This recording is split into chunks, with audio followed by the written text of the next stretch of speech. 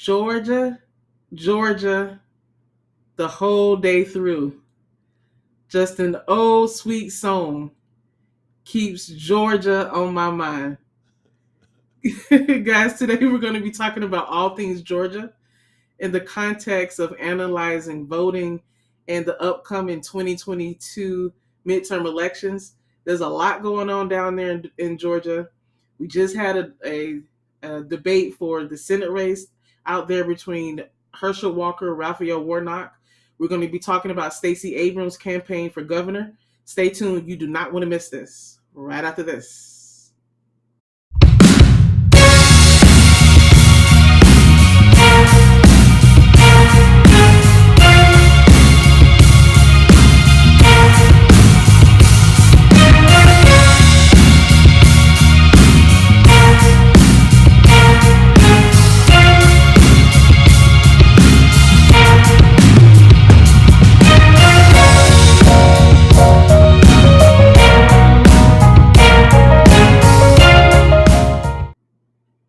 Welcome back, guys.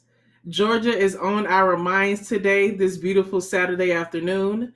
My name is Attorney Chloe Corbett, also known as the Duchess of Justice. I have my father here with me, and he is. Attorney Augustus Corbett, aka the Minister of Justice. And we are a father daughter legal team. We're practicing lawyers.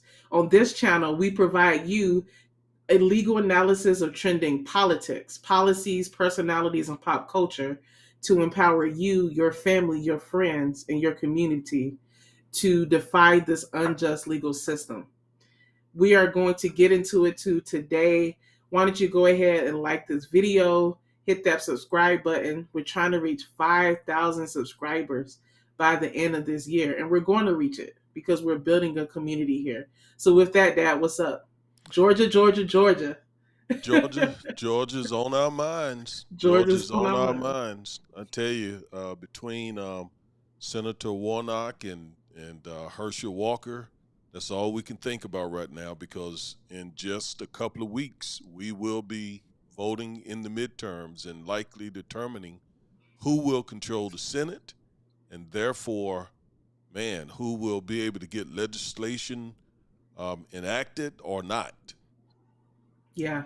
Like the legislation that just involves millions of people in this country, like student loan relief. That application just went live yesterday. So for all of us watching who have student loans, and if you qualify, you can go to studentaid.gov. The application is live. Apply for it, see if you qualify. So I just wanted to put that out there before we get into it. Now, look, I was going to give y'all some live vocals in the reign of Ray Charles, but I am not a vocalist. But but Georgia is on our minds. And Dad, just general thoughts because we're going to be reacting to some parts of the Warnock Walker debate. What were your general impressions of the debate? um, I was expecting more, Mm, especially from Senator Warnock. mm-hmm, Um, but I went back and listened again, and he's sort of a quiet storm. mm, He is a pastor, first and foremost, primarily. So I think that he, um, sort of carried himself like a pastor instead of a, desperate politician.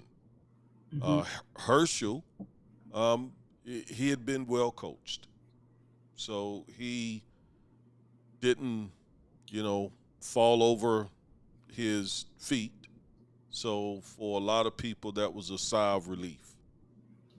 Yeah, I mean, with Senator Warnock, I was expecting more of like the fire of like a black pastor to come out. You know, you're a pastor as well. You have that fire in you, especially that passion. Our rebels have seen it here when we're talking about topics. But I agree with you about the quiet storm because there was a moment in that debate that we're going to get to when they're talking about law enforcement where I think some of that passion started to come out. And in terms of Walker, I mean, he did better than expected because there's been so many jokes about him having CTE and not being able to put sentences together. And because the bar was set so low, the fact that he was able to put a couple sentences together and get his points across, I mean, he really did better than even what I expected. So it's just the contrast, because when Senator Warnock, when he debated Kelly Loeffler back in the day, I mean, he just demolished her. It was kind of more of an even debate this time around, and whoever is coaching Herschel Walker, applause to them, because they made him look just semi competent. Yeah. And semi is capitalized. Yeah. Yeah. um, because yeah, he was able to put a couple of sentences together, but it still was pretty bad, Chloe. And Yeah. uh, but yeah, the fact that he was able to cogently, coherently, at least respond to questions, I think surprised a lot of people. And again, that just goes to the fact that they had really, really, really coached him very well.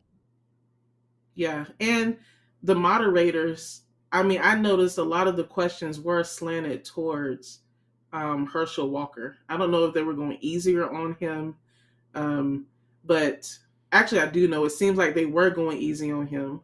It seems like they were giving him some more time to respond, and they really went after a lot of statements that Senator Warnock had made, which is not surprising. I mean, he's the incumbent, he has a record, so that's what any opponent of his is going to do, is go after his record, and tie him to Joe Biden. But it was interesting seeing two black men on the stage running for senator out of Georgia.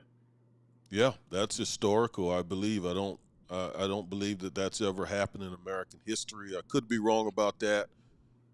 Maybe back during Reconstruction, there were several African American men debating over a senatorial seat, but to my knowledge, there hasn't been one. So yeah, so that shows some progress, but it was pretty bad. And Yeah. when you closely listen to the content that came out of both men's mouths, with the exception of one place, and I'll show you where I think um, Herschel Walker just outdid Senator Warnock in one place, and we're going to see that as well. You ready to get into it? We're about to I'm get ready. this reaction on. I'm ready. If you want, I can start the video. Let's go ahead.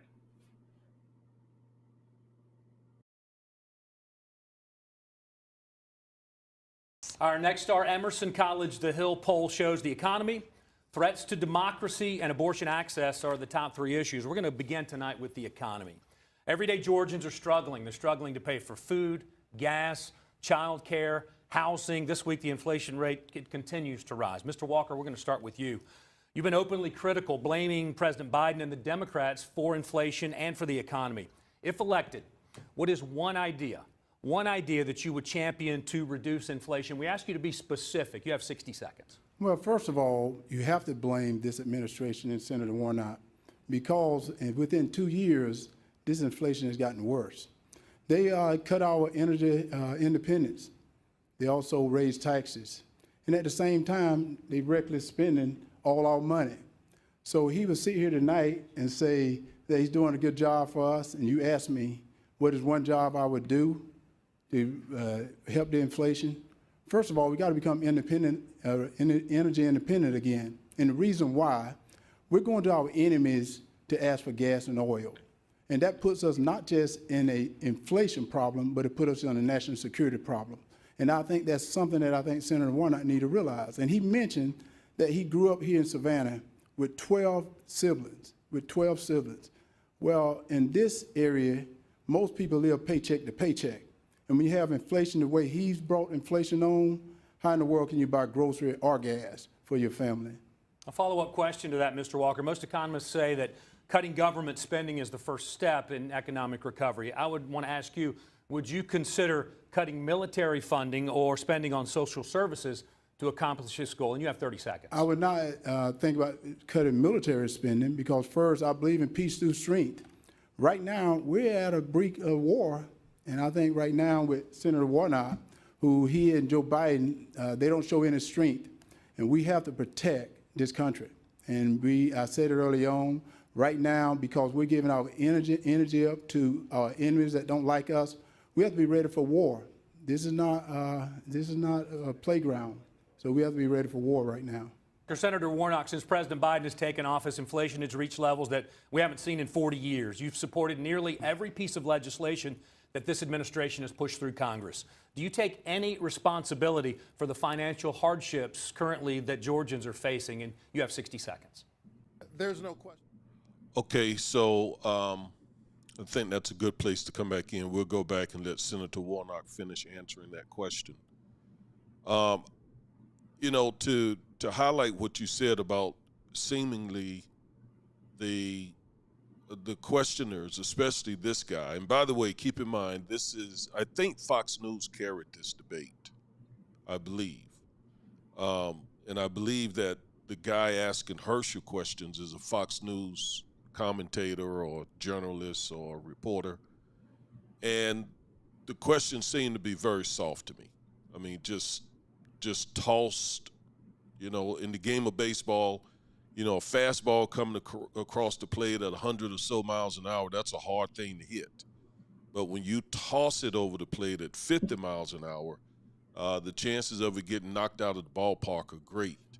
And I feel like the questions that this guy asked Herschel were softball questions. You know, he said, for example, Chloe, what's the one thing you would do to fix the economy? The one thing. I mean, really? And then when he got over to Senator Warnock, he said, this has been the worst inflation in years and years, and Joe Biden and you, and what, you know, just really went at him. It was like that throughout the entire debate. I think that this portion of the debate we showed really highlights the slant of the moderators. And it just stuck out that why was the same question asked to Herschel Walker, you know, what is the one thing you would do to fix inflation, asked of Senator Warnock. Instead, when it was turned over to Senator Warnock, the question was, just like you said, slanted towards, you know, the economy is bad, Joe Biden's policies are bad, you're part of that track record, what's your response? Exactly. This just occurred throughout the entire debate. So of course, when you're asking Herschel Walker to name one thing, they have scripts in their head. Whoever coached him, he just went right off of his script. And to me, it was funny specifically when he said, the moderator followed up with Herschel Walker saying, well, would you cut military spending or social services? And then he went into his diatribe about military spending. I believe we need to cut military spending, and we need to do more with social services. But it was just funny to me how he just said the same conservative talking points about the military and nothing about supporting the people in Georgia, the people he wants to be his constituents, with making sure that they're provided for. So that contrast stood out to me as well. Well, the thing of cutting military spending, I'm somewhat confused on that with the GOP, because I know Trump ran on the notion that America first. So he was about, you know, cutting that's what I'm confused about. He would boast and brag about how much he increased spending for the military, but then at the same time, he would talk about America first and kind of putting America before, you know, getting into war or so on. And I don't know how you can have both. And I mentioned Trump because obviously he backs Herschel. Herschel's probably running because of Trump. So Trump I read that Trump basically, that's right, that Trump basically, you know, supported him, put Herschel into that place. He's there because of Trump. Yeah, so Trump is all in that room. Yeah. Now let's see how Senator Warnock, and I got to do this too. I hate to do this because you'll see why. But Herschel really struggles speaking. And I hate to point that out because I believe part of the reason he does is because he is from the South, and I'm from the South, and I know that we sometimes can struggle with English. My English is not excellent. It's Your decent. English is pretty good, Daddy. I mean, Well, in comparison to Herschel, with all due respect, I probably sound like a scholar, um, and and that's kind of my point. Senator Reverend Warnock is also a Southerner, right? But he's very, very well spoken, and that's probably because he speaks every week in front of thousands, and that he gets more practice. So I don't want to really take shots at Herschel for not sounding polished, but it is very noticeable. It is very, very, very noticeable. It doesn't mean that he's not intelligent. Doesn't mean that he does have mental illness, but it his diction doesn't have to necessarily do or be connected to his mental illness. Again, I just think a lot of us from the South, um, just were not, really the speaking good English was not a priority for us. And so now you all don't get angry with me, you Southerners, and start coming at me because I'm a Southerner too. All right. And what I'm saying, I've seen even again with my diction. but I think that his lack of being eloquent will help with the people who support the Trump and conservatives. They don't care about how well spoken they are. I almost said they is. The Southern almost came out. They don't care about how well spoken You they are. almost said they is. I have to code switch sometimes, but I mean, because Trump was not the most at all articulate at all, but they True. still supported him in droves. So That's I true. think the fact that Herschel speaks like that probably helps him with the people who support his policies. And then Reverend Warnock, unfortunately, because he is so well spoken, people may associate him with being just a typical politician. So that's why I kind of wish he had kind of let loose a little, kind of let that Georgia fiery, um, type of passion come out, because I think that it could possibly play against Senator Warnock with how well spoken he is too. Well, that's a great observation that many of the white Georgian voters, um, you know, I would probably say a lot of them are not so well spoken, like Southerners are, white or black, oftentimes. And so, and Donald Trump, you're right, couldn't put two or three good sentences together. Yet they loved and voted for him in mass numbers. So I think that's a great point. I don't think that will hurt him. In fact, it may, as you said, help him. Whereas Senator Reverend Warnock, he is very, very polished. So let's see how he answers this question.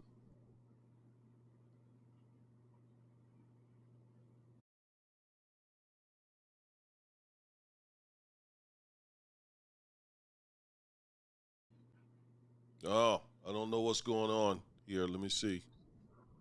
Oh Um, man, yeah, why you yeah, just go ahead and talk. I can fix that real quickly.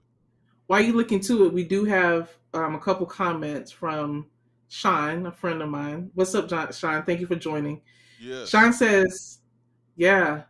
Sean says, "I think he struggles," and I think he's talking about Herschel Walker. "I think he struggles speaking because he doesn't care about what he's doing. He has no core values. He's trying to remember what his advisors told him to say." I mean, hey, I think that that's that could potentially be it. It's obvious that he got a lot of coaching from his advisors. He was given a script, and he was trying to script to stay with that script. And I think he did a pretty decent job. Now, the contents of what he was saying, mostly I completely disagree with. But the fact that he was able, like we said earlier in the show, put a couple sentences together will, I think, help him with Georgia voters. I was looking at some polling too that, I mean, they're neck and neck. The fact that Senator Warnock and Herschel Walker are neck and neck, and Senator Warnock could very well lose, is very astounding. Extremely astounding. That the GOP will put a type of candidate like Herschel Walker up with his background and the allegations against him and still be within the margin of error of taking this race. It just shows what a state our country's in. All right, so let's see here. And by the way, let me say hello to Sean. I haven't seen him in a long time. And my condolences to you, Sean. And I'm so happy to hear that you are on with us today. That people are feeling pain at the grocery store, at the pump, at pharmacy counters.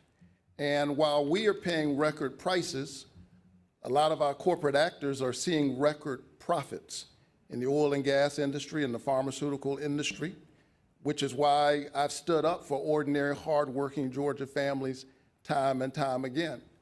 I passed the single largest tax cut, contrary to what my opponent is suggesting, for middle and working class families in American history. And we passed the Inflation Reduction Act, which had two of my provisions. One, caps the cost of prescription drugs for seniors so they don't have to choose between buying medicine and buying groceries. And one caps the cost of insulin. He said he would not have voted for the Inflation Reduction Act, and I think he should tell the people of Georgia why he thinks they should have expensive insulin and why the pharmaceutical companies should be able to charge us whatever they like. Well, first of all, may I respond? I believe in reducing insulin, but at the same time, you got to eat right, because he may not know, and I know many people that's on insulin, and unless you have eating right, insulin is doing you no good. So you have to get food prices down, and you got to get gas down so they can go get insulin. And you continue to pat yourself on the back, but right now, families are starving. Right now, families are hurting, and they're hurting because of the bills and the laws you're passing right now. Senator Warnock, I'll give you an opportunity for a Listen, rebuttal. I meet people all the time in my church who are trying to manage their diabetes. I've been there when they've gotten the news that they've got to get an amputation. And I think we're hearing from my opponent tonight that it's their fault that prices of insulin are being gouged. I don't think it's their fault. I think it's the fault of these pharmaceutical companies. Insulin's been around 100 years. The patent was sold for $1. They're engaged in price gouging, and too many people in Washington think they work for the pharmaceutical companies. I work for the people of Georgia. Well, he's in Washington. Can I finish? I work for the people of Georgia. Yeah, but you're in Washington. And that's why I stand up for them every single in Washington, day. And you're the leader. Mr. Walker, let's move forward if we can. A follow-up question to you, Senator, in 30 seconds. Georgians need help right now. In your opinion, is the answer another stimulus check, or is there a better option out there to deal with this right now? We passed the... Let's talk for a moment about Herschel's comments regarding insulin. Oh, this has been trending on social media. That stands out. That really stands out. And I'm sure you got some good comments about it. I want to say one thing about this, and then I'll turn it over to you.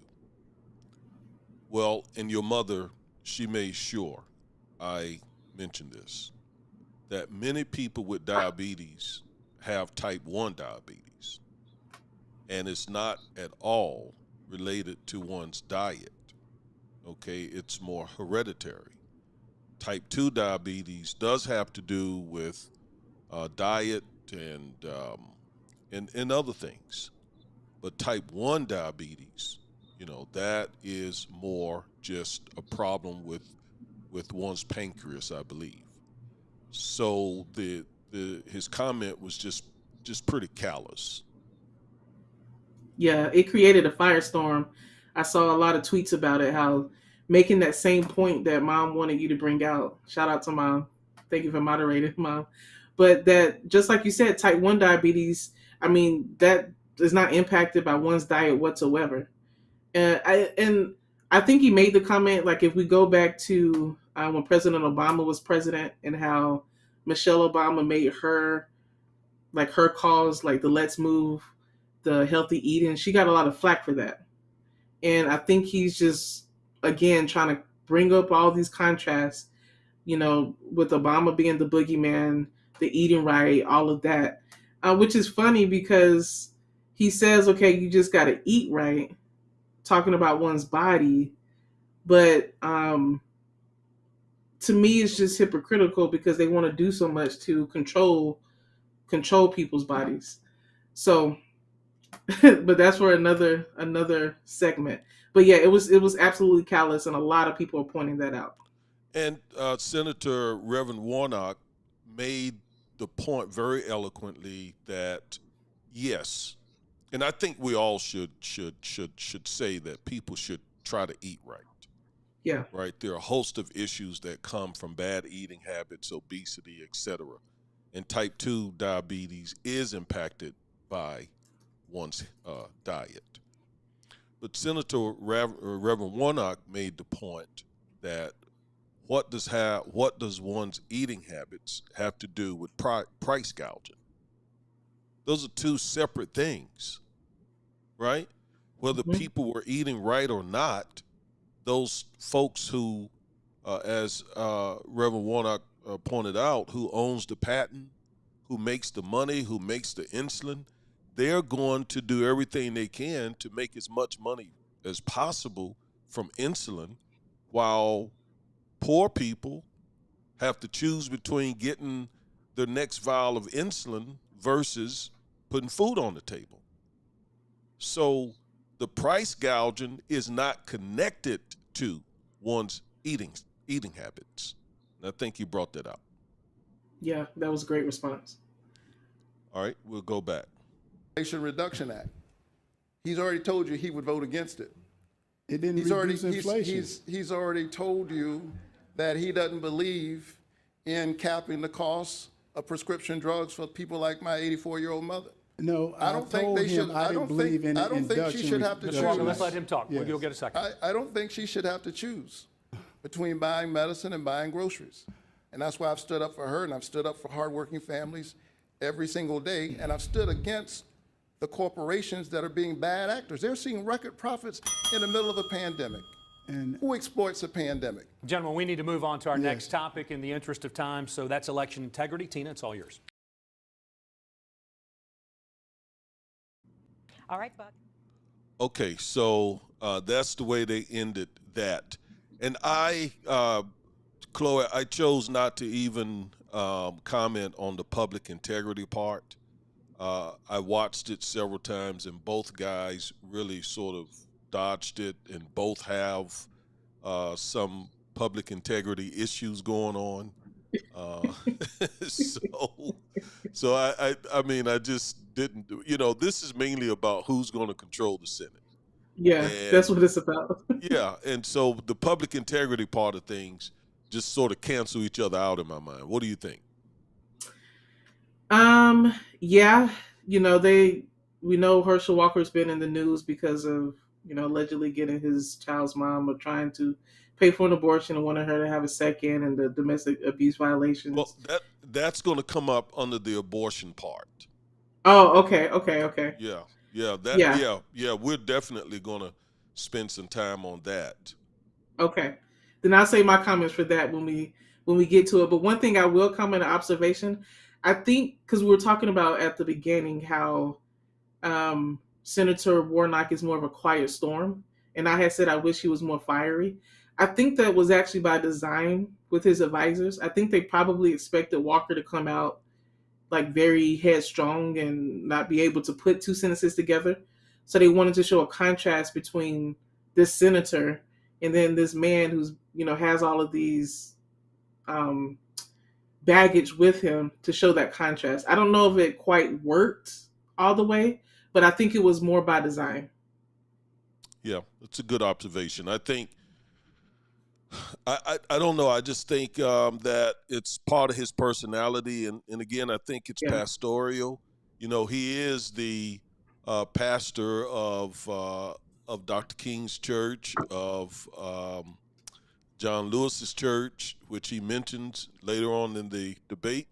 And both of those men were nonviolent, soft-spoken, yet powerful men. So, you know, a quiet storm is still a storm. It's still dangerous. It just, Yeah, I mean, it true. just True that. doesn't, it's not very bolsterous. True that. All right, let's go back. Thank you. Senator Warnock, this question is for you. You have said the new Georgia voting laws implemented after the 2020 election create many obstacles for underserved communities. Yet, there was record turnout in Georgia in the primary this May. According to research done by the Brennan Center for Justice, the African American vote grew approximately 50% from 2018 to 2022's primaries. Senator, can you explain how the law negatively impacts minority votes? You have 60 seconds, sir. So I have spent my whole career long before coming to the Senate fighting for voting rights, because I believe that a vote is a kind of prayer for the world we desire for ourselves and for our children. We register people to vote in my church. And in the Senate, I've stood up for democracy because that's the framework in which we get to fight for all of the things we care about. There is no question that SB 202 makes voting harder, and that is the intent. And the fact that many of our voters are overcoming this hardship doesn't undermine that reality. They've made it harder for folks to use the drop boxes. They've shortened the registration times. Folks are saying, you know, you shouldn't have to, you should be able to get food or water in a line. I think the question is more fundamental than that. Why are the lines so long in certain communities and not others? And so I just want to encourage Georgia voters to keep showing up. Don't let anybody take your voice. Don't let anybody take your vote. It took too much to get here, and I'm honored to represent you in the United States Senate.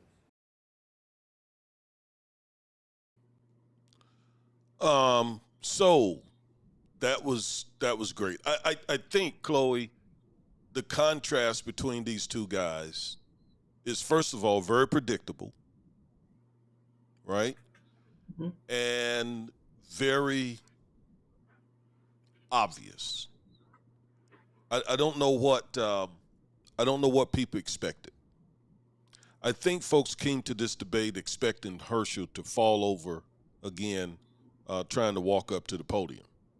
He didn't do that. What he did was, in his broken English, he touted all the GOP talking points. Mm-hmm. I mean, that's why they are so desperately trying to get him elected. Mm-hmm. Yeah, because there's a concerted effort to do what they're trying to do, which is, you know, in my opinion, disenfranchise Black voters. We've covered the Alabama Supreme Court case the past couple weeks.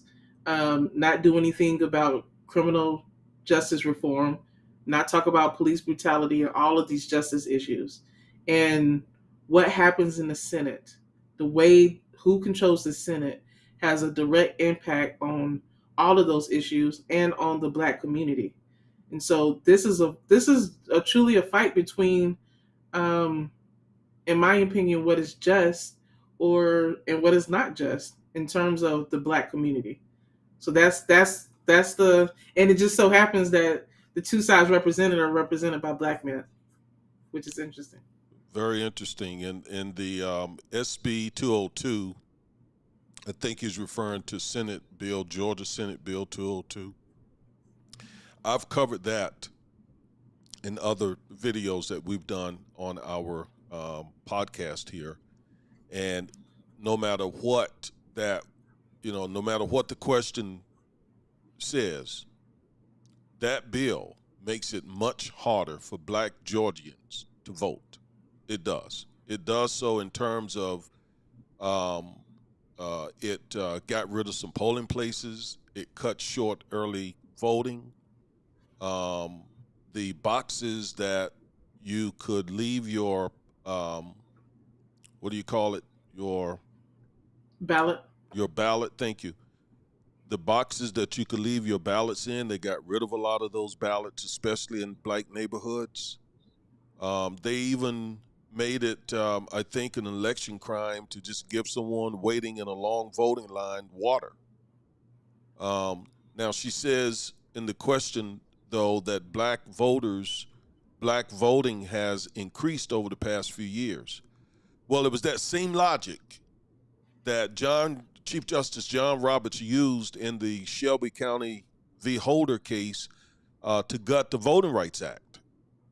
And basically what it means is the Voting Rights Act was working very well before they gutted it. So if blacks are voting now, they still are voting less. If we look at that chart again, blacks are still voting way less than white voters. But our voting has increased. We have made it our business to get to the polls. Mm-hmm. And that does not mean that the Georgia voting law is harmless. It doesn't mean that the Voting Rights Act should be gutted, right? That's their twisted logic. That's what they're using that data to try to prove. That, I mean, what they say is voter integrity, just what Herschel's going to say here. It doesn't make voting harder. It makes it more honest, I think he goes on to say. But no, that Georgia voter law is a voter suppression bill for sure, for certain.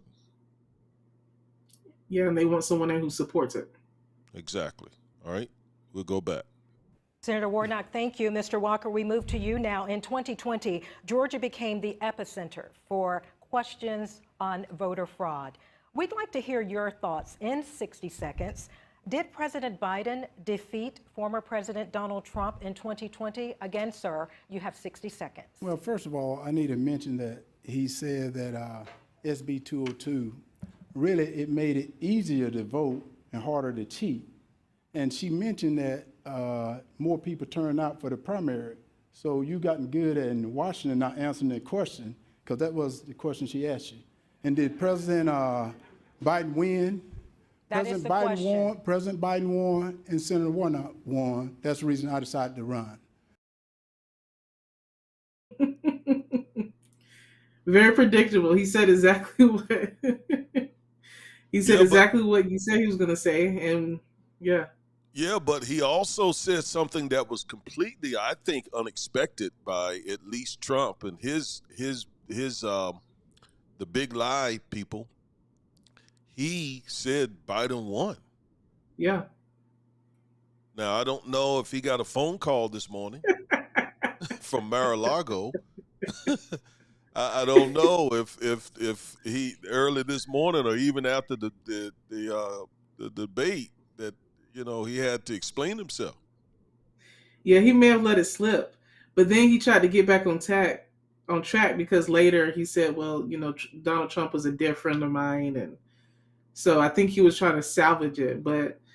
And he said it with no hesitation. He's like, "Yeah, Biden won and Warnock won. That's why I'm running." I mean, yep. Wow. If I were Warnock's people, I would. There's a bunch of clips I would take, but I would clip that as well and start running that as an ad. That's true. That's some good ammunition right there. Mm-hmm. I wasn't expecting that when I watched this debate. Mm-hmm. All right, so abortion.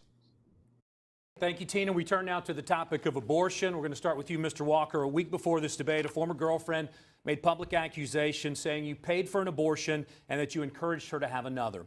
In an ABC News interview this week, you said that the accusations are, quote, all lies. For the voters watching tonight, can you explain the circumstances surrounding these claims? You have 60 seconds. Well, as I said, that's a lie. And, most thing I put it in a book. One thing about my life is I've been very transparent. Not like the senator, he's hid things. But at the same time, I said that's a lie. And on abortion, I'm a Christian. I believe in life. And I tell people this, Georgia is a state that respects life, and I'll be a senator that protects life. And I said that was a lie, and I'm not backing down. And we have Senator Warnock, people that would do anything and say anything for this seat, but I'm not going to back down because this seat is too important to the Georgia people for me to back down right now. You've been vocally pro-life, supporting a ban on abortions without exceptions. Would you support a complete ban on a national level? Well, first of all, 30 see, seconds. that's not true either. I said I support the heartbeat bill. And I say I support the Georgia heartbeat bill because that's the bill of the people from Governor Kemp. And I said that has exceptions in it. I said I'm a Christian, but I'm also representing the people of Georgia, and that's who I represent. So what the people of Georgia stand for, I'm going to stand with them. Thank you, Mr. Walker. Senator Warnock, you've said repeatedly that the exam room is too small for the patient, her doctor, and the U.S. government. We're asking you to take a clear position right now. Do you believe there should be any limitations on abortion set by the government? And you have 60 seconds. I think that the women of this country and the women of this state woke up one summer morning and a core protection that they've known for 50 years was taken from them by an extremist Supreme Court. And I stand where I've said I stand in the past, that a patient's room is too narrow and small and cramped a space for a woman, her doctor, and the United States government. We are witnessing right now what happens when politicians, most of them men, pile into patients' rooms. You get what you're seeing right now. And the women of Georgia deserves a senator who will stand with them. I trust women more than I trust politicians. May I respond? Very quickly, Mr. Walker. You know, it is, and I heard about him. That I heard he was a neat talker, but did he not mention that there was a baby in that room as well? And also, did he not mention that he asking the taxpayer to pay for it? So he's bringing the government back into the room. So he's not talking about that. So when he mentioned that, it's like I've not seen too many pastors that would say that statement. Mr. Warnock, I'll give you a chance to rebut. I am a pastor. I'm a man of faith. And I have a profound reverence for life and a deep respect for choice. And because I have such a profound reverence for life, it's one of the reasons why I've stood up to address this issue of maternal mortality in our country. We lead all of the Western nations on that front, and black women are 3 to 4 times more likely to die even when they have the insurance and the income. Now that's something government could actually do something about. And I joined with Marco Rubio of Florida to pass a bill to address maternal mortality. The women of Georgia have a clear choice as we're watching women die. Do you want a senator who wants to control your life, or do you want a senator who wants to save your life? Well, I want to save your life. Well, what's funny, We need man, to keep moving, Mr. Walker. I have to respond to this. Very quickly. Because he told me Black Lives Matter. And if you think about it, Senator, in Atlanta, Georgia, there's more black baby that is aborted than anything. So if Black Lives Matter, why are you not protecting those babies? And instead of aborting those babies, why are you not baptizing those babies? Mr. Warnock, or Senator Warnock, will give you a chance to respond to that. I think the women of Georgia have a clear choice. He says no exceptions, even in the case of rape, incest, or the life of the mother. I think that's extreme, it's out of touch with Georgia, and I intend to do the work that senators can do. See, he didn't read the heartbeat bill, though. Wait, he didn't read the heartbeat bill, that there is exceptions for that in the heartbeat bill. So when he makes a statement that is untrue, and I do respect that, but Senator, you have to read that bill. A follow-up question for you, Senator Warnock. We ask that you take a listen to something that you said at a rally just a couple of weeks ago. So women, I trust women in their wisdom and their ability to sit with their own doctor. That's right. And if they choose, to sit with their pastor. And to pray about that and let their own conscience guide them. Even God gave us a choice. That's right, Jimmy. Even God gave us a choice. Can you clarify what you meant by that? You have 30 seconds. Oh, I think it's self-explanatory. God gave us a choice. And I respect the right of women to make a decision. These are medical decisions. They are deeply personal. Women find themselves in a range of circumstances. And this issue has been far too politicized. And we're witnessing right now the chaos that ensues as a result of that. And women right now who may be facing a miscarriage in some cases are wondering what will happen and how will they have to explain that. I think that's deeply problematic. There are enough politicians piling into the rooms of patients, and I don't plan to join them. But just to clarify, in your opinion, God gave us a choice in regards to abortion. It is apparent that God has given us a range of choices, and the people of Georgia have a choice right now about who they think should represent them in the Senate. And may I have to respond? Mr. Walker, we do have to move on to our next This will be topic. very short, because he's correct. God gave us a choice. But also within the Bible, if you read the Bible more, God said, choose life. In the Bible, it says, I give you a choice. Just like Adam and Eve had a choice, but they chose death. Very and quick, God rebuttal, says you very choose. quick. Mr. Walker, we need to move forward. I think he wants to arrogate to politicians more power than God has. All right, Chloe, let me get this off my mind, okay?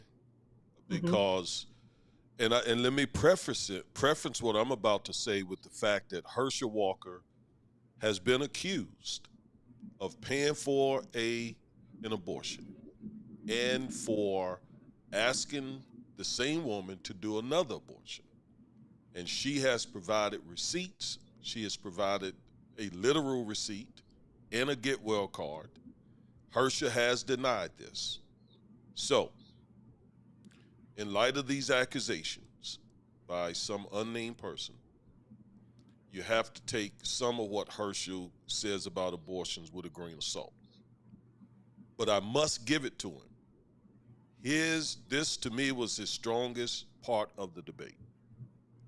I absolutely thought it was a great comeback when he said that there is another person in that room, not just a doctor, not just the woman, but a baby. And that really resonated with me, because I'm very pro-life, and I'm really pro-life. And oftentimes I feel like, you know, when this debate is going on, the life of the baby is completely dismissed. In fact, the baby is, a fetus, a blob of tissue with most people. So I give him points for that. Again, keeping in mind, though, that he may have even paid for an abortion. He denies that. And then when he says that taxpayers' dollars are being used oftentimes to pay for abortions, I really don't know enough about that to say whether that's true or not. But if that is true, I think he scored another point when he said, yeah, but if you are in favor of taxpayer dollars paying for abortions, then you brought the government back in the room.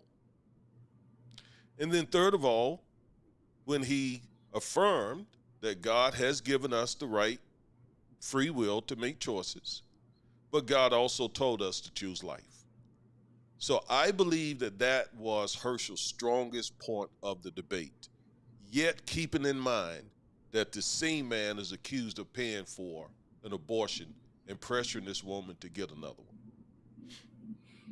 Yeah, I mean, he had some good comebacks for Senator Warnock. He had some statements that he made that'll probably get played a lot and will stand out. I think that Senator Warnock, I think that Senator Warnock is in a precarious position being a pastor, but as well as wanting to respect what a woman does with her body. So I wouldn't want to be in that position as a pastor. I believe that the government should not be involved in what happens with a woman's body in terms of, her being in that position and speaking with her doctors what she does with her body. But I am a Christian as well. And just like Senator Warnock said, I have a deep reverence for life. And I have an issue with both sides of this topic, because I hear Herschel Walker saying that, he's pro-life, he loves life. But what about, Black men that are shot by the police? What about, women who are dying at abysmal rates, who are giving birth to the same children that you don't want them to be able to make a decision about? So I just have issues with both sides of it. In terms of how Senator Warnock responded, I don't think his response was the best. I think he's in just a precarious position. He's a pastor, but he's also come out as pro-choice. So, I mean, he's going to be a villain to both sides of the aisle. He's going to be a villain to those who say that they're Christians who are against abortion, and then those who are pro-choice.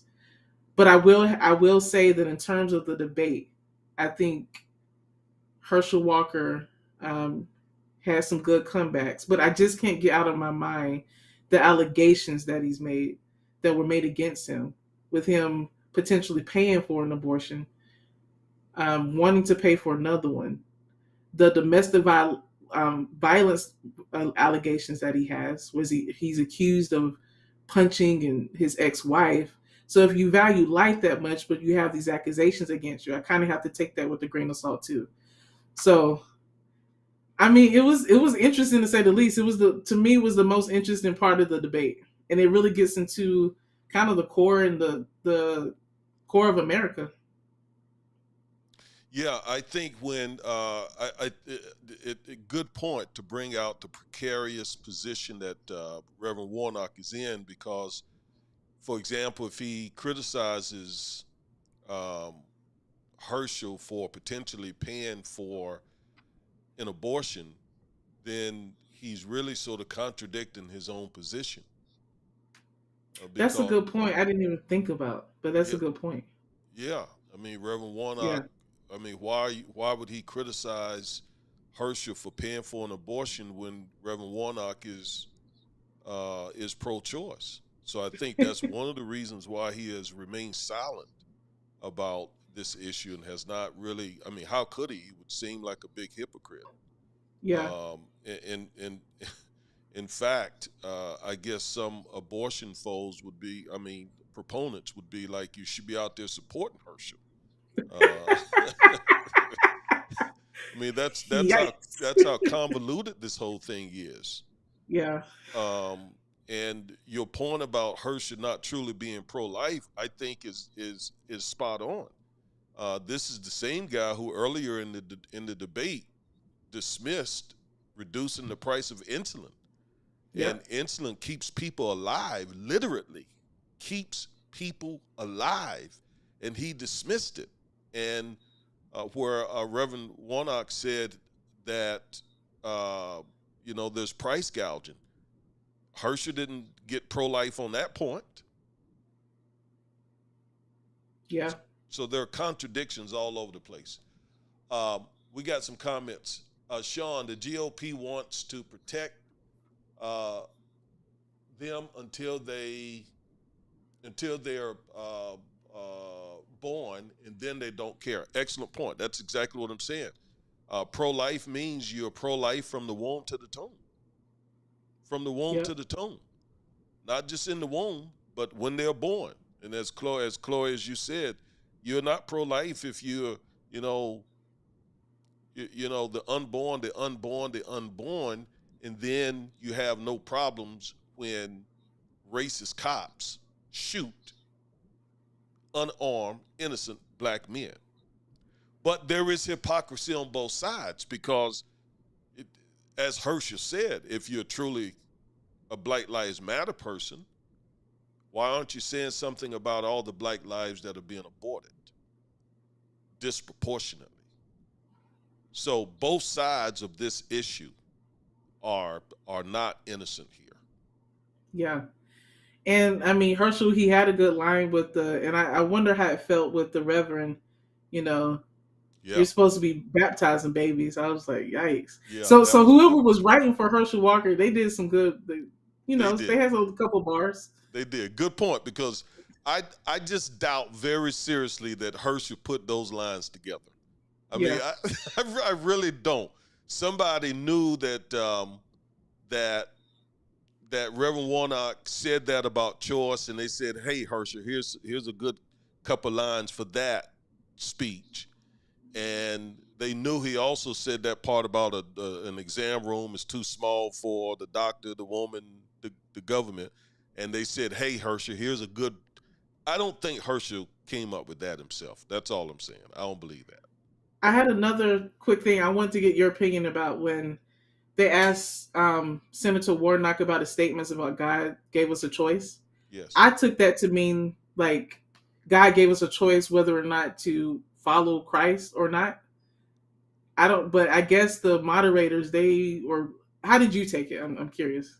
Well, I just generally agree. I think theologically, scripturally, it's very apparent, as Reverend Warnock said, that God has given us the choice. And Herschel was right.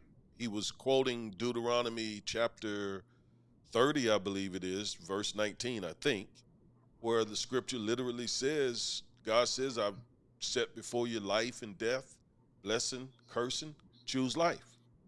So we have the choice. We have choice. We have free will. God doesn't force us to do things. So a person can choose to abort a baby, just like a person can choose to murder someone else, just like a person can choose to rob a bank. So we have free choice. That's the way I took what he said. Yeah, yeah. That's the way that I took it as well. But for whatever reason, the moderators focused on that a lot. I don't. I didn't So that, understand either because it's pretty apparent that we have choice. Now, of course, um, I think choice, the word itself is political. I'm looking at it theologically yeah, and scripturally. And I think the way Reverend Warnock looks at it is probably political as well. Okay. yeah. Okay. So let's see what's next.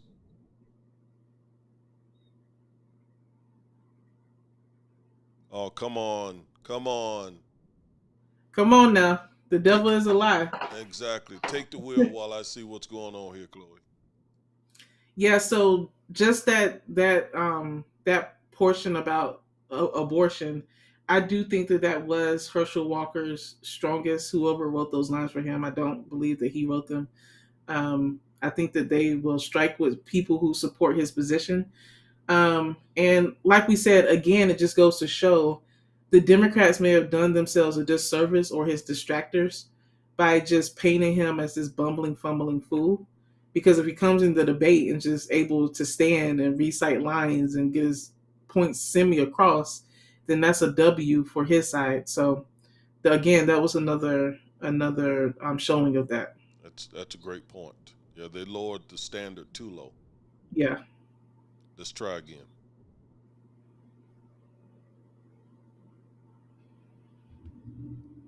No, you're not. man.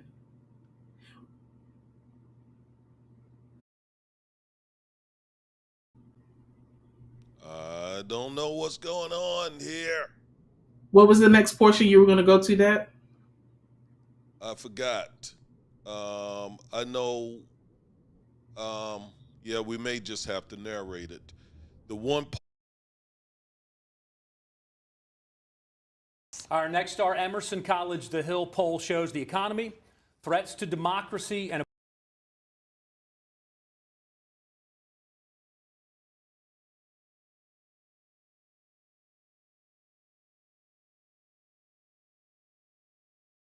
support further forgiveness of student loan debt? And if so, how will you implement it in the United States Senate on a federal level? Our thanks to Christian for that question. Senator Warnock, your answer, please, in 60 seconds. I wouldn't be standing here tonight if it weren't for low-interest student loans and Pell Grants. And in the years since I've graduated, that path has gotten harder. I ran into a couple on a flight, and they wrote a note for me. They were with their one-year-old son. They said, whatever you do, please do something about this student debt. The mother said, I borrowed $35,000. I paid back $20,000. I still owe $30,000. And that's why I pushed the president to do student debt relief. He did $10,000, and with my urging, he did $20,000 for folks with Pell Grants. I think it was the right move. It will spur entrepreneurship, home ownership. It helps kids in technical schools and vocational schools, not just four-year colleges. But we need reform. We shouldn't be doing this again 10 years from now. And I'm working right now on the kind of reform we need because college is outpacing the price of everything else in our economy. A follow-up for you, sir. Why do you believe this should be done through executive action instead of Congress? And also, how would this be funded? You have 30 seconds. The president has already moved to do student debt relief. And there's additional relief for folks like me who, when they got student loans, were Pell Grant eligible. But there's no question we need reform in the system so that we can get the cost of college underway. We don't find ourselves here again. And that's my position. Thank you. Senator Warnock, thank you. Mr. Walker, to repeat Christian's question, will you support further forgiveness of student loan debt? And if so, how? All right, so what did you think about Senator Warnock's response on student loans? I think he's, in my opinion, saying all of the right things, but it's not coming across. I don't want to say it's genuine. It's not coming across, like, I'm not feeling it as much. I think I agree with everything that he says in terms of us needing student loan debt relief and how that can spur the economy and home ownership and entrepreneurship and all of that. But I think he needs to make it more accessible for regular folk. To me, he's sounding more just like a regular politician instead of putting passion behind the words that he's saying. Because you're going to have Herschel Walker come right back, and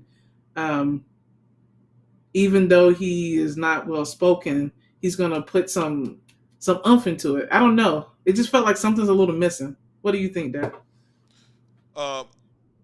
Yeah, I think we have to sort of overlook his lackluster pastoral, professorial response, senatorial type response, and listen to the substance. Yeah. Because he said, "Look, I strongly support this. I wouldn't be here right now. You know, Herschel got an athletic scholarship, right, and then became a millionaire playing football. So he probably doesn't even know anything about this. He probably paid for all his children to go to college. So this is not his issue. But Reverend Warnock has been there. I think he's a Morehouse grad. So he's used student loans, come from a family of 12 siblings. But you see how you're saying that right now, Dad? Mm-hmm. I feel like you're highlighting what he said better than how he said it. Okay. I see. I mean, you just laid it out on the table. He didn't say it the way you said it. And if I think you did, it would be highlighted more. Oh, okay, this is the contrast between them. Okay. You see? Yeah. That makes sense. I mean, yeah. I mean, it was the first thing I told my wife. It was the first thing I told your mom after we watched the debate.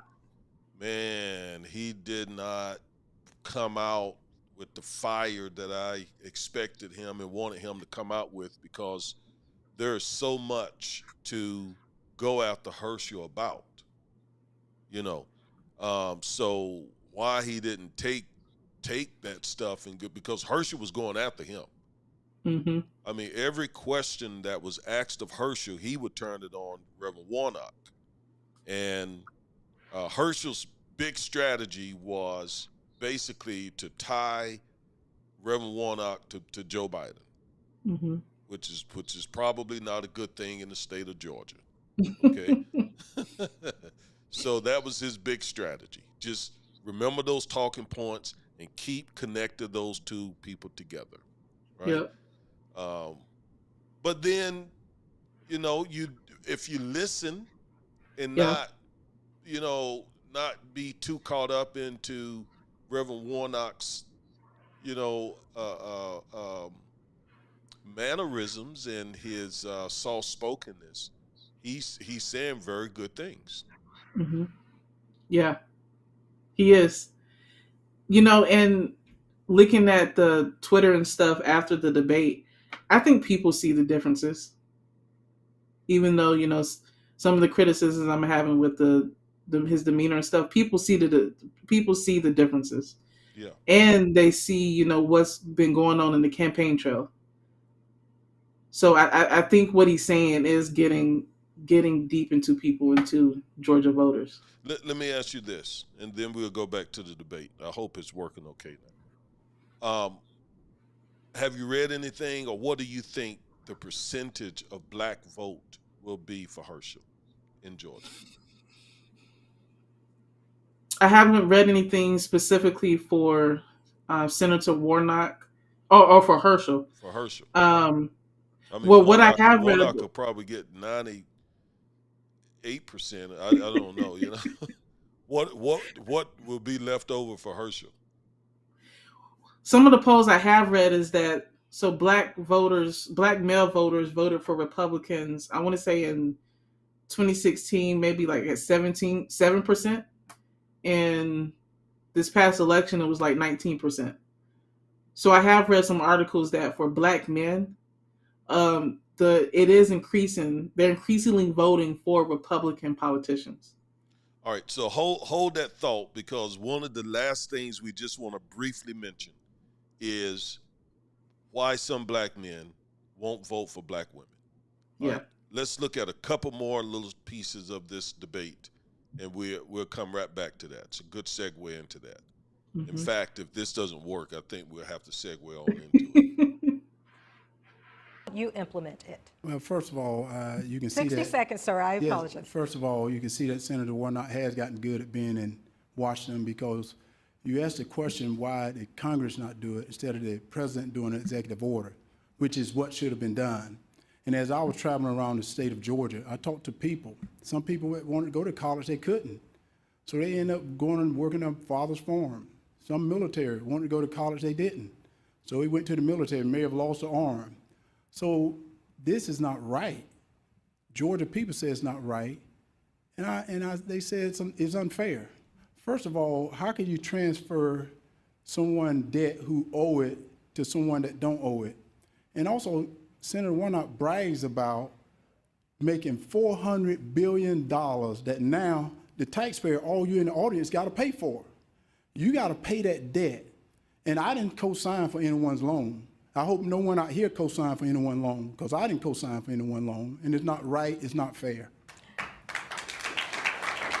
Mr. Walker, we're continuing with a follow-up for you now, Mr. Walker. College tuition, it skyrocketed 175% over the past 20 years.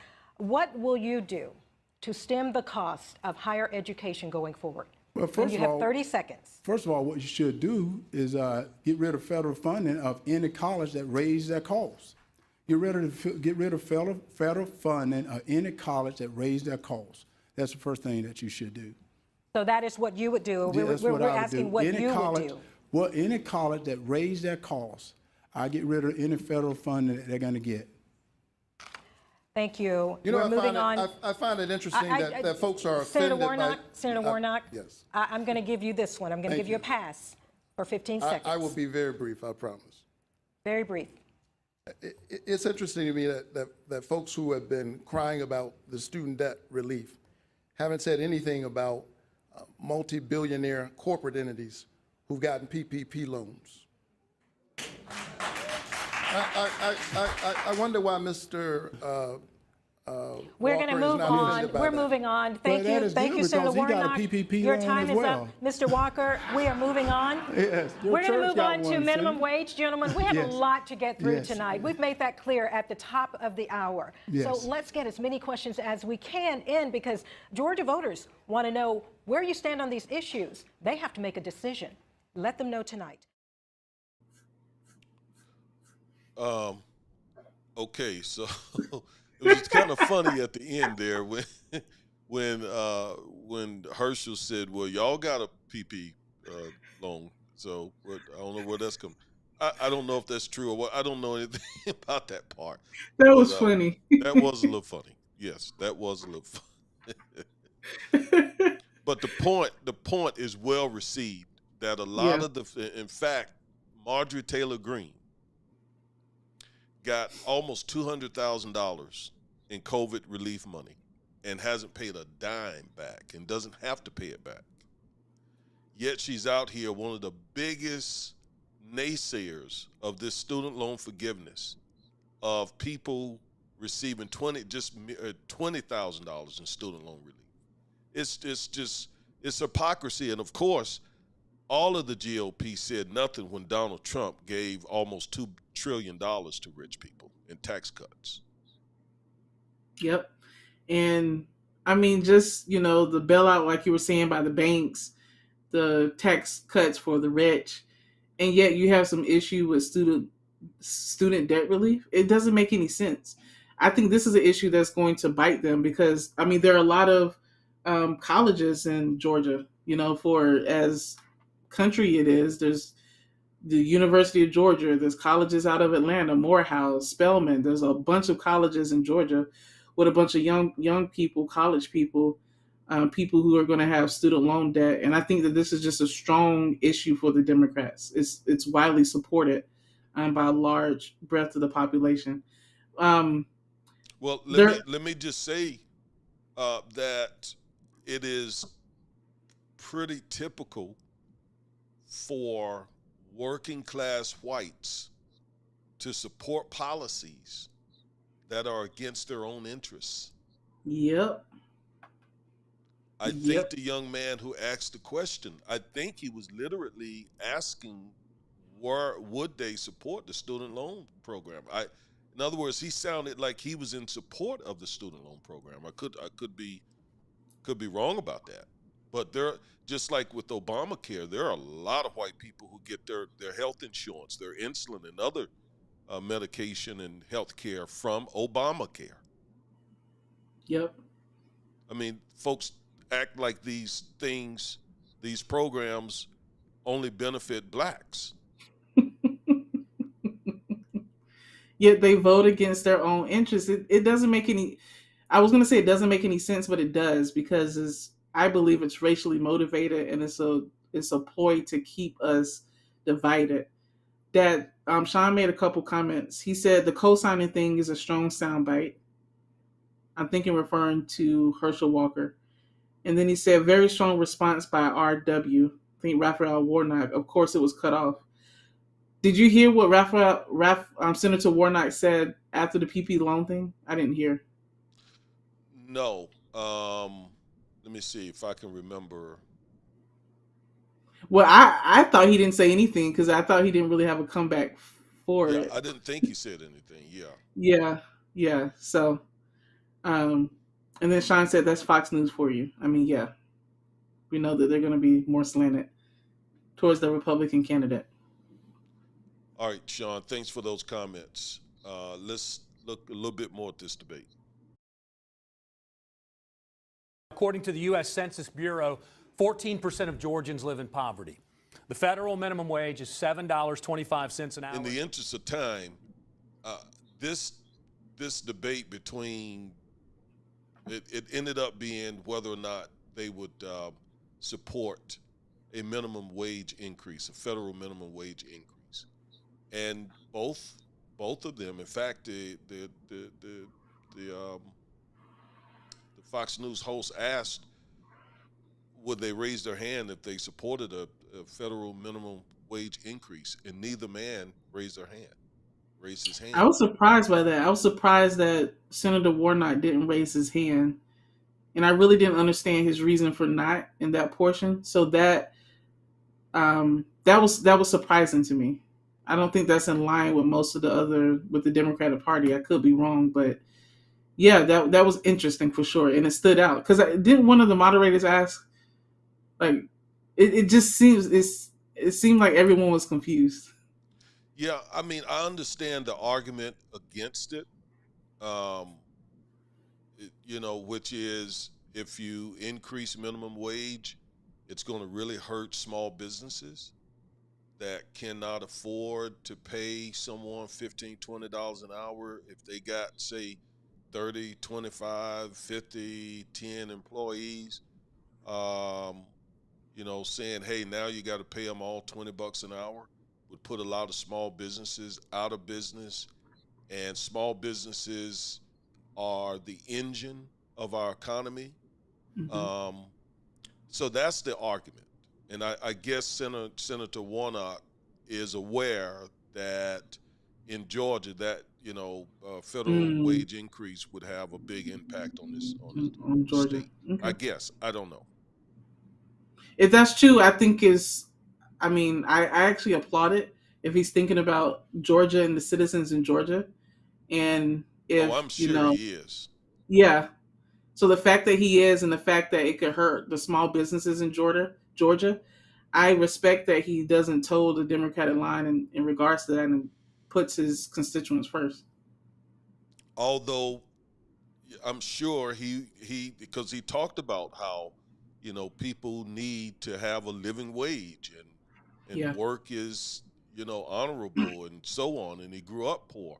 So I'm sure we all want to see um, people who make minimum wage get more money so they don't have to have two jobs and work very, very long shifts. And that was the reason why a lot of poor people ended up dying disproportionately from COVID, because Yeah. while many folks were home, working from home, folks who were making minimum wage had to go to work and face COVID.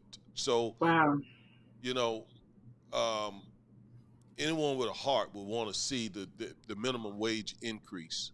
But then you say, but if it causes a lot of businesses to uh, go out of business, then not only are they not making enough money, they're not making any money because they won't have a job. I don't know. I think that's the way the GOP looks at it. Looks at it. Yeah. All right. Now I'm going to see if we can just fast forward, okay? In the interest of time. Okay. I think you. Oh, Well, it's acting up again. I was gonna say I think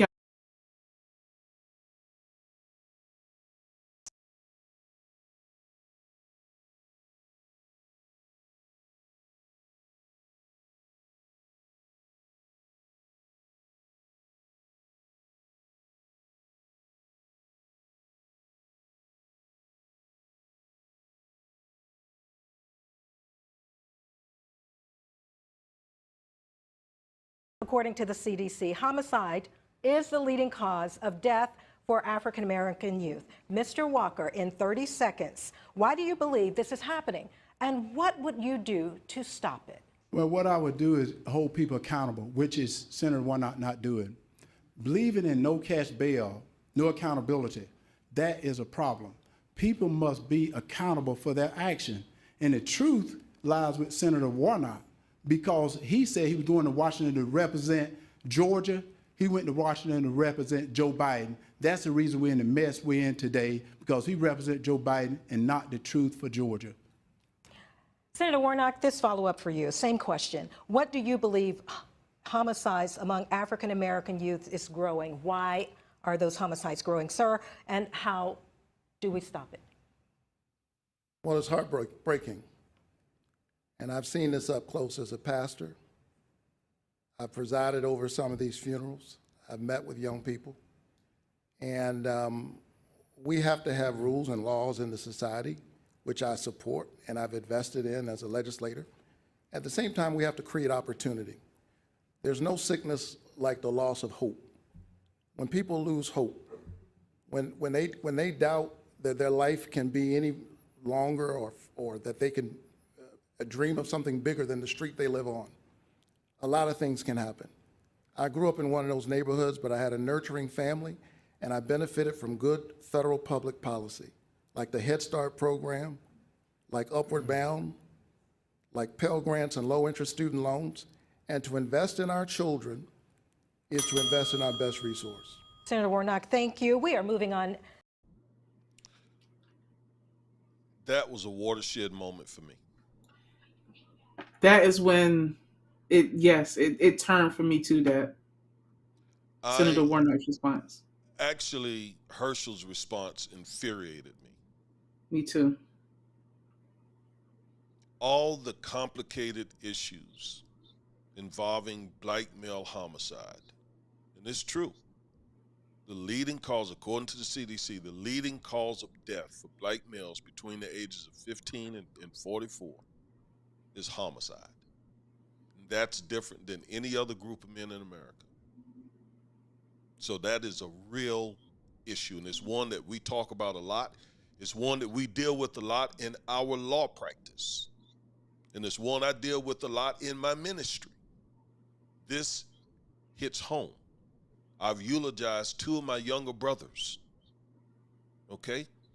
So I'm very familiar with this subject matter.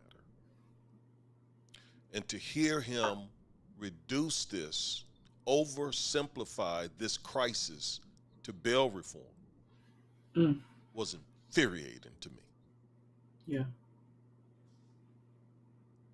No mention of systemic racism, no mention of the poverty that we were talking about, no mentioning of the gang culture, the broken schools, the neglect of these neighborhoods these kids are in, no mentioning, as Reverend Warnock mentioned, opportunities, no mention of the hopelessness that are all involved in black male homicide, just bail reform.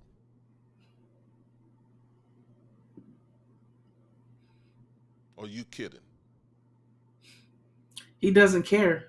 And that moment right there highlighted the issue that I have with a lot of the black conservatives in his vein and Candace Owens' vein, where you are a part of this community, period. You are black. And the callousness and the lack of care that he showed in that answer and that others like him show, it infuriates me as well. And then to just, what always makes me mad is whenever they talk about black issues, there's always something with the criminal justice system. We are more than that. What about like what Senator Warnock said, opportunities, like you said, entrepreneurship, going within the black Jobs. community, the kids, hope, STEM programs. It always has to go back to the criminal justice system, bail reform, something like that. And it's because they're talking in dog whistles. And the fact that a black man is the one holding the dog whistle and blowing it to the racist whites that support the GOP, Mm. that's what is the most angering. Yes, yes, yes, yes, yes. It was infuriating to hear that. And I was listening to a white pastor out of Houston, Ed Young Sr., and he railed against bail reform. Very conservative, white evangelical pastor. I don't listen to his ministry. I'm not a part of his ministry. I don't have anything to do with his ministry. But I saw the title of one of his messages on YouTube, something about woke church, you know. So I knew what he was going to be saying, and he talked about bail reform, and it's in their opinion, and Herschel is just repeating these people. It is the reason why crime has increased. They don't want to take any accountability and responsibility for the system that they have created, the nation that they have created, which has given them 10 times more wealth, has given them all the opportunities and privileges that African Americans don't have, that creates the hopelessness and the despair in our communities, which is really the root cause of black male homicide. And then Herschel, somebody like him and Candace Owens and Tim Scott, you know, black people who, like you said, Chloe, know that their family members are dealing with these things. And I just wonder, is Herschel saying this because they wrote the script for him? Does he really believe this? Does he really, when he go around his family, does he really, really believe that black males are killing each other disproportionately because of bail reform? Does he really believe that? I think he does. then it's a sad and it's a sad time for black conservatives and for the GOP. And it is a it's a no-brainer about who should be there representing Georgia. Yep. It's a no-brainer. And that's what I took away from the debate.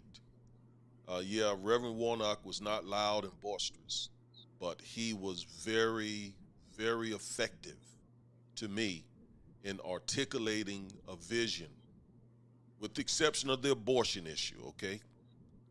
I'm not with him on that. But he was very effective at articulating a vision for working, poor, middle class, minorities. He was very effective at saying, I'm for those people. You know what all of this brings out in terms of also Senator Warnock, Dad? I was reading the letter from Birmingham jail by Martin Luther King, that's one of my, besides the Bible, that's one of my favorite written pieces of work ever. Mine too. Ever. I think it's the most brilliant piece of writing ever. In a jail cell, in horrible conditions. I mean, that was just the Holy Spirit.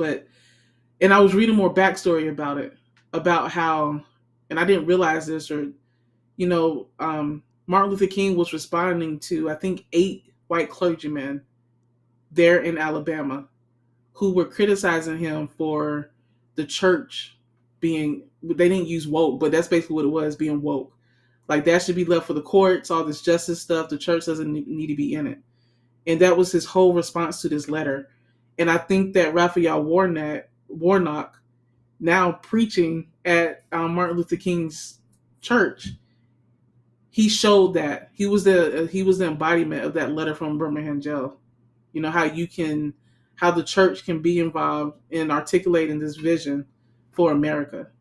So the fact that I had just read that, and it just put it all into context, and I think he did a great job with that vision. Yeah, that's the way I see, as a pastor, I see it the way he sees it. I believe the church is supposed to be out there. He says his church is a Matthew 25 church. And that's exactly the way I see it too. Matthew 25 verses 31 through 46 talks about the sheep versus the goats, and how the sheep fed the hungry and clothed the naked and visited those in prison, whereas the goats didn't. And Jesus said, to the degree that you did it to them, you did it to me. And he said, those of you who did it unto the least of them, get on my right side. You are my sheep, and you're going to be with me in heaven. So a lot of white evangelicals have completely missed that Matthew 25, verse 21 through 31 through 46 parable. Completely missed it. Now, Chloe, as we come to a close, I want you to address this, because we've talked about it before, and I think you have some serious insight. The next topic, and we don't have very long, but tell me, in your opinion, there is talk about some black men in Georgia and some black men in the recent LA mayoral race. Mayoral, am I saying it right? The race for mayor. Yeah. Mayoral race. Yeah. Not voting for Stacey Abrams in Georgia, and I forget the Congress, Miss Bass. I can't remember her first name, but she ran for the mayor job, and a lot of black men, including Snoop Dogg, voted for Karen. Her name is Karen Bass. Congresswoman Karen Bass voted against her, and some black men are saying they're going to vote against Stacey Abrams. Why?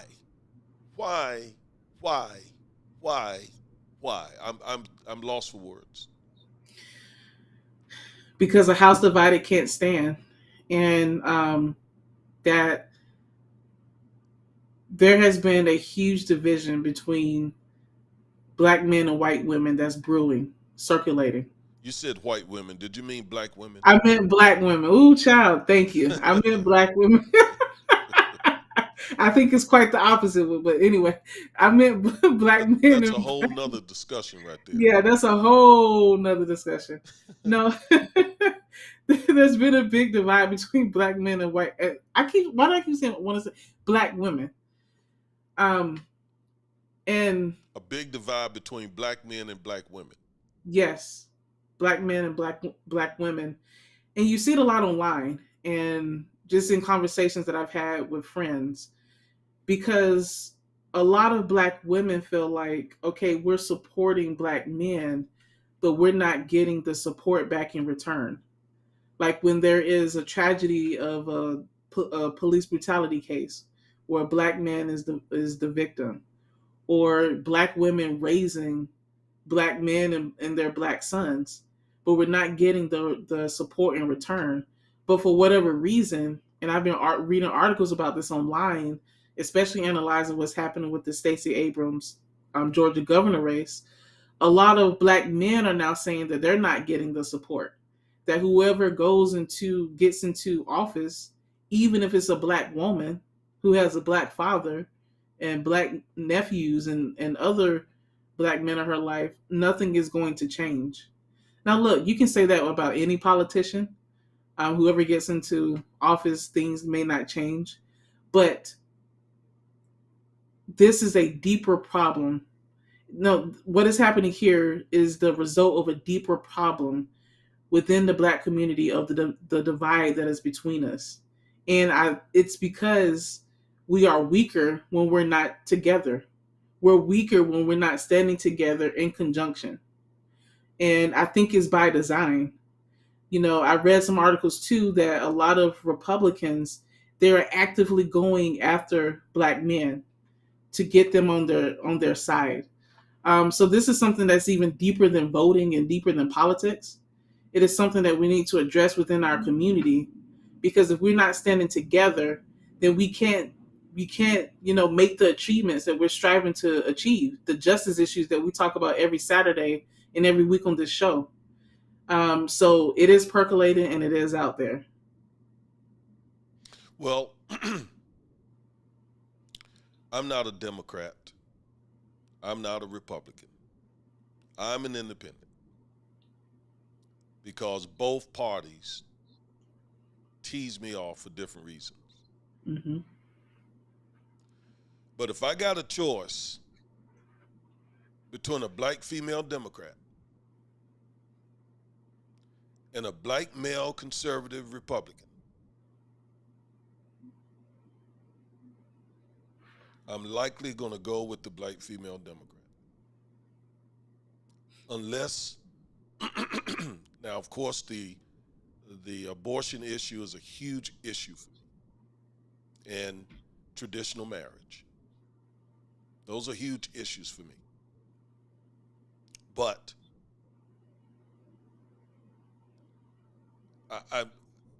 so is white supremacy a huge issue for me too, and I'm not going to be a supporter of that.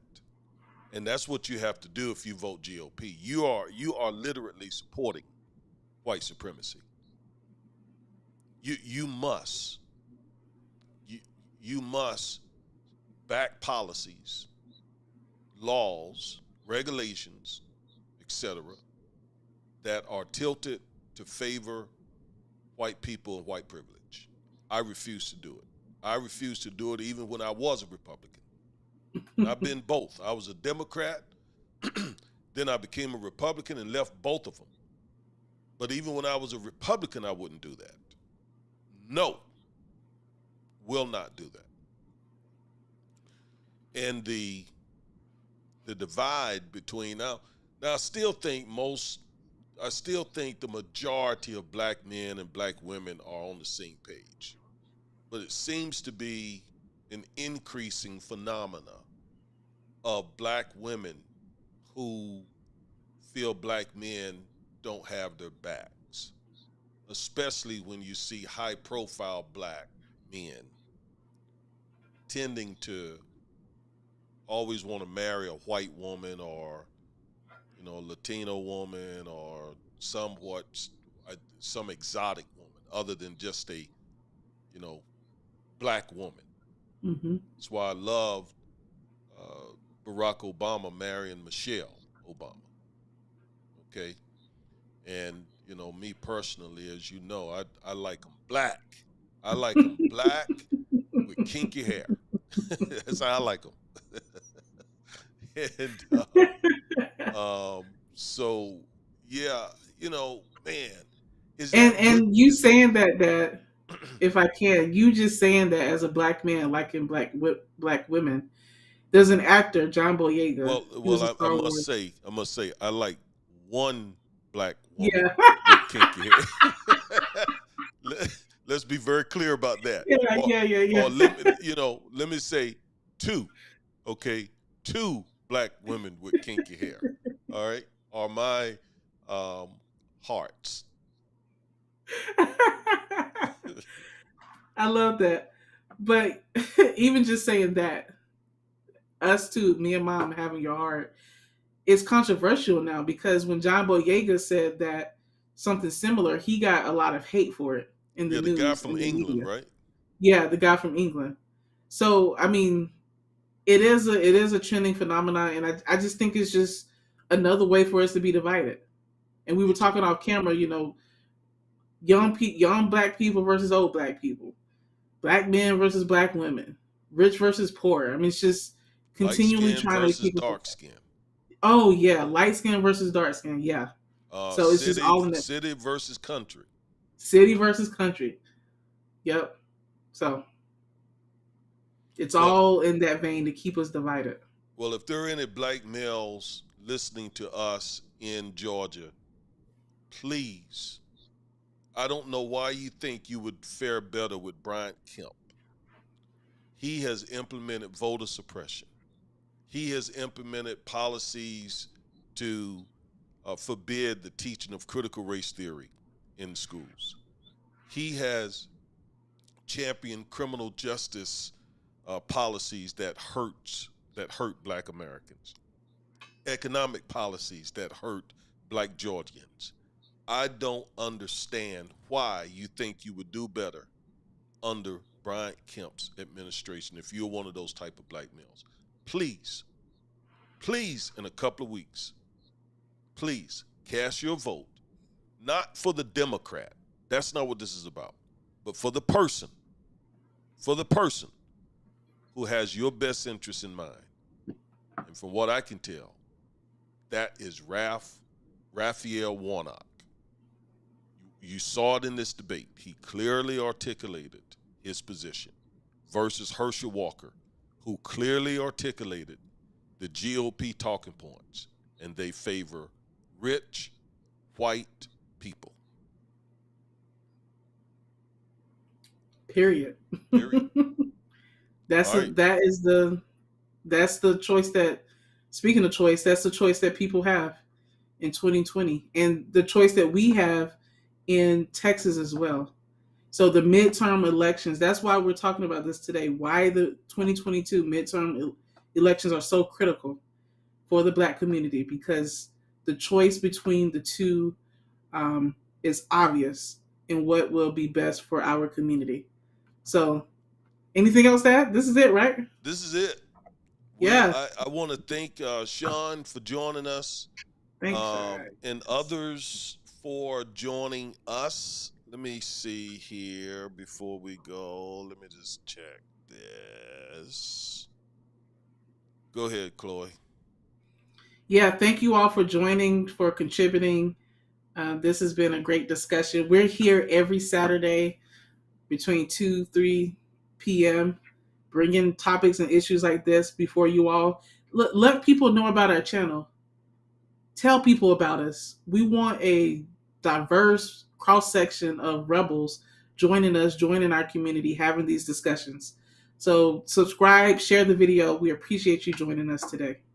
And we're growing. We're Just want to growing. grow faster. We want to grow Yes. more. Okay. Yes. All right. So, Chloe, this is going to be it. I enjoyed it a lot. Thank you as always for your contribution. Y'all take care.